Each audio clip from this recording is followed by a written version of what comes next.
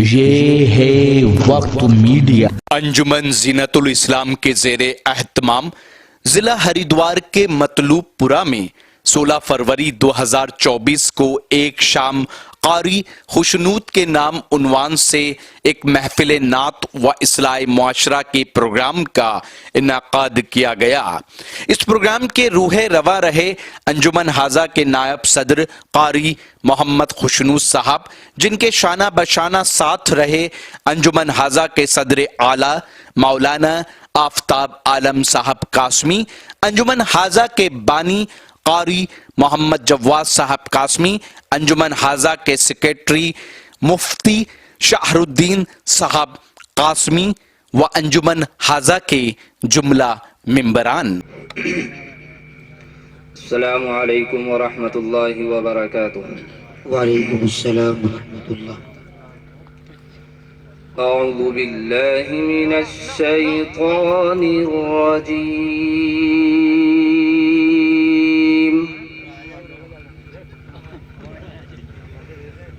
بسم اللہ الرحمن الرحیم۔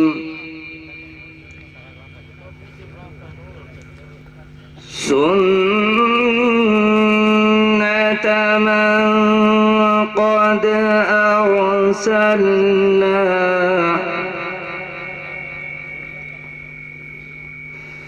سنت من قد ارسلنا قبلك من رسلنا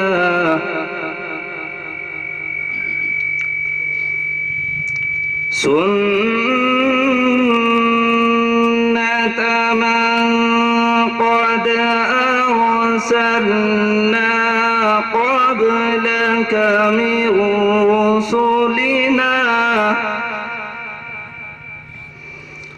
ولا تجد لسنتنا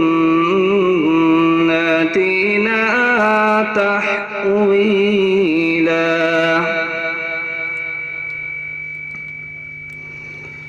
أقم الصلاة لدلوك الشمس إلى غسق الليل وقرآن الفجر ماشاء اللہ۔ إن قرآن الفجر كان مشهودا۔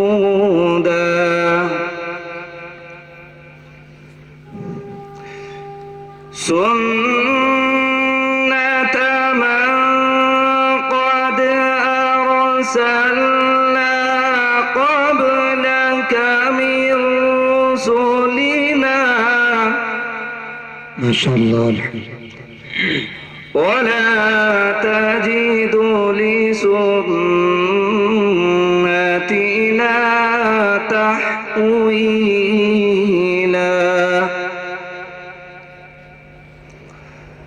أقم الصلاة لدلوك الشمس إلى غسق الليل وقرآن الفجر ماشاء اللہ۔ إن قرآن الفجر كان مشهودا۔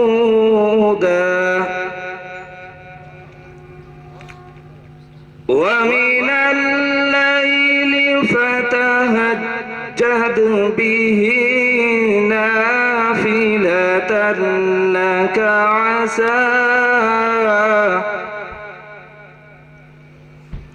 عسى أن يبعثك ربك مقاما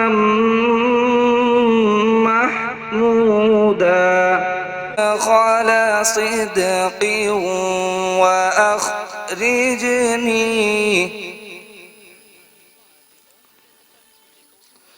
وقل رب أدخلني مدخل صدق وأخرجني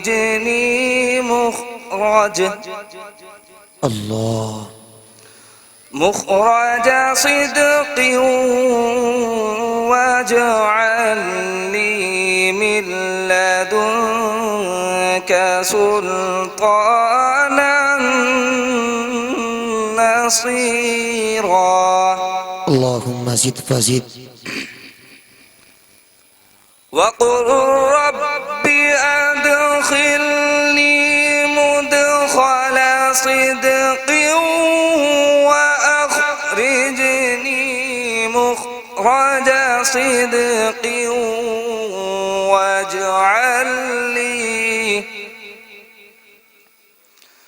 واجعل لي من لدنك سلطانا نصيرا صدق الله العظيم ماشاءاللہ.